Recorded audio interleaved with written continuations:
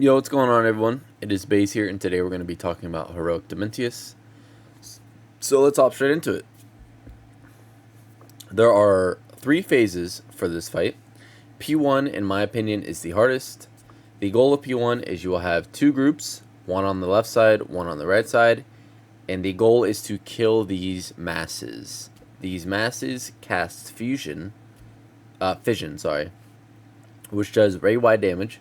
So you want to burn them down as fast as possible, and after you kill them, they will drop an orb. You will bring those orbs to the center at the start, and it will create a safe zone for the ray to stand in. After that, the tank will get hit with a smash damage. There'll be a ring around it. You want to make sure you're not standing in it. After that, the groups will go to their sides. There will be 2 adds on each side. You want to burn them down. There will also be puddles you need to take out to the side to make sure you don't take up any space in this soak mechanic right here. After you kill those adds, you will stand in the soak. Each side will have 1 to soak, and then the boss will cast gravity on 2 players. These 2 players can be brought down by the person who picks up the orb from the masses after you kill them. So the person with the orbs, as you can see, I have a little weak orb right here tracking it. Hootpan, Deathlad, Solji, and Revolt. They all have one, so they can bring down the people they got pushed up with gravity. And then outside of that, it is pretty much rinse and repeat. The boss will keep doing soaks that you need to take out. The boss will keep dropping swirlies.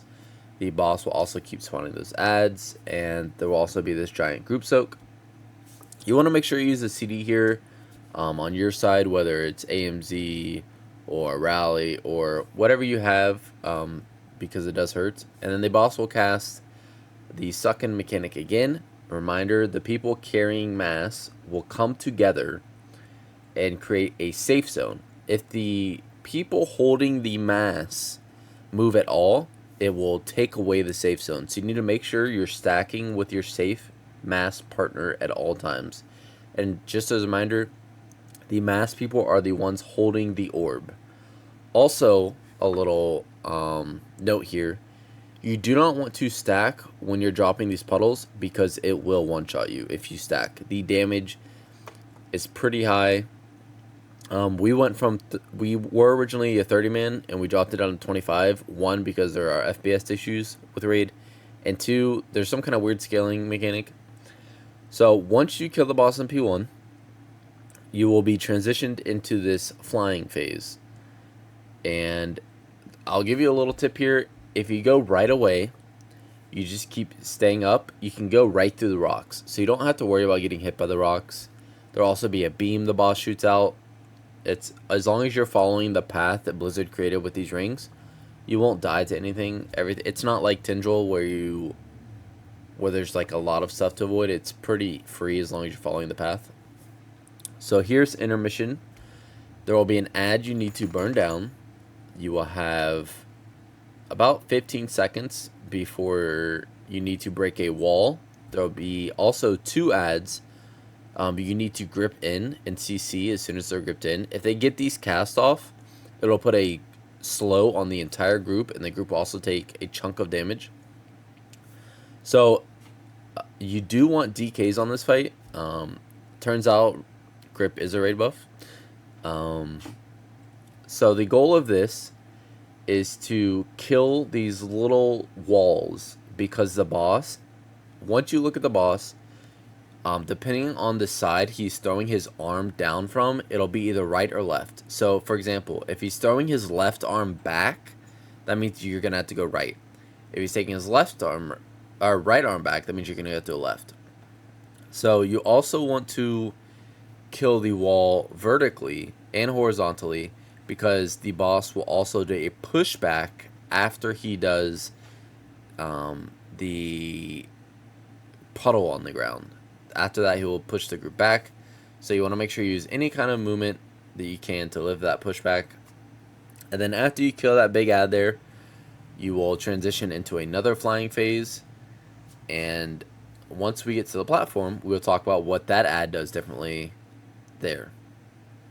So here, once you've landed upon the platform, the ad will cast the similar things to the first ad, but the first ad casts frontals right throughout his entire stage. This ad casts a ring around him that does that leaves a void AoE puddle on the ground. So basically, the objective of this entire phase is to destroy the Void Wardens, pull in the 2 Null Binders, cleave them down, and you want to make sure you kill the middle line first so that you can run left and right, because the boss always does that soak on the ground, or not soak, the puddle on the ground, and he will always do the pushback after. So you want to make sure you can run to the sides, and then you want to make sure you can run back and forth, because that's the order of the mechanics. And from there, it's just rinse and repeat. You bring in the ads, cleave down the wall of ads. That way you can go from side to side, front and back, and it's just rinse and repeat after that. After you've done that twice, you will get sucked in, and we will transition into P3 or P2, depending on which way you look at it. Alright, so during this phase, the boss is going to have a 15-second damage amp as soon as you land. You want to make sure you have all your CDs for this, so you can min-max your damage here. It is a slight damage check towards the end. You can game it though and make it go longer, but eventually you will run out of space. So after that, you will see these rocks come crashing down.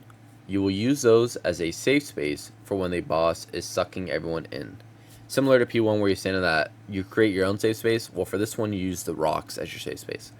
The next mechanic is this boss is going to have craters crashing down, which create rings that come out from them. You want to make sure there are going to be, well, there's going to be 3 rings. So you want to make sure you hit by the first one, let your stack fall off, then the second one, let your stack fall off, and then the third one. And you can tell which one is going to happen next because there'll be a little ring coming out from it. It's very simple. And then as you can see there, the boss was sucking us in, so we stood under the creator. He will then destroy that creator. You want to make sure you run away from this. It does fall off damage. And you can no longer stand under that creator. It's like a black hole. It'll insta-kill you and spaghettify you.